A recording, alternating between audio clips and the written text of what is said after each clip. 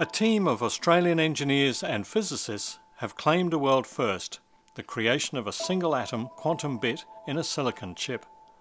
The work, published in Nature magazine, is the fundamental requirement for a revolutionary piece of hardware, the quantum computer. With the copper powder.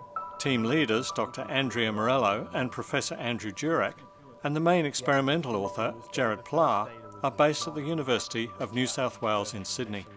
Modern computers store information as bits, which can be either 0 or 1 to create a binary code. These bits are realised using transistors or other devices on a silicon chip. Now, the power of modern computing comes from the fact that over the last 50 years it's been possible to cram more and more of these silicon transistors. So there's now over 1 billion of these on a single square centimetre of silicon on a chip.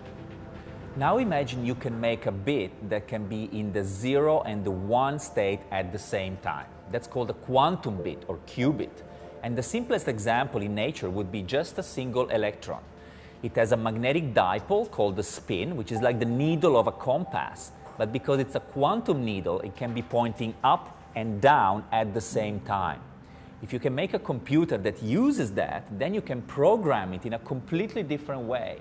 And you can solve certain problems that are otherwise impossible to solve on normal computers. For example, simulating and understanding molecules and complicated drugs, for instance. So you can actually design them on a computer instead of having to find them by trial and error. So to build a large-scale functioning quantum computer, you need 4 basic elements.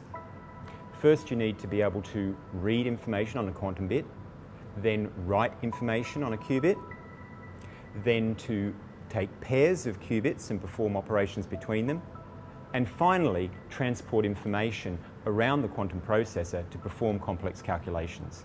To build a qubit, you must first insert a single phosphorus atom into a silicon chip, then build tiny electrodes just 30 nanometers wide above it. Each wire is 3,000 times smaller than the width of a human hair. Adding a small voltage to the electrode above the phosphorus ion forces an electron to cross the gap and orbit the phosphorus.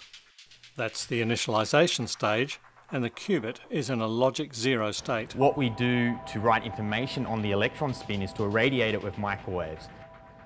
The spin absorbs these microwaves and then begins to rotate around the sphere from down to up.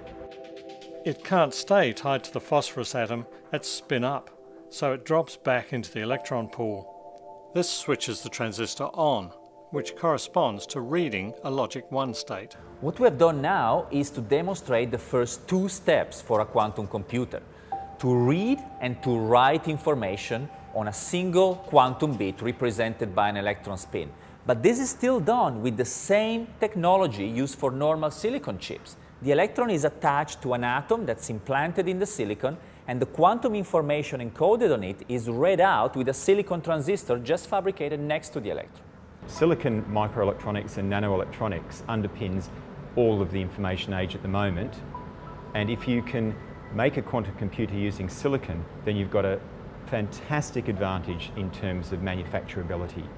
So the fact that we've now demonstrated a quantum bit in a system that uses effectively silicon transistors to read it out is a remarkable step, and it is going to very significantly accelerate the work in silicon.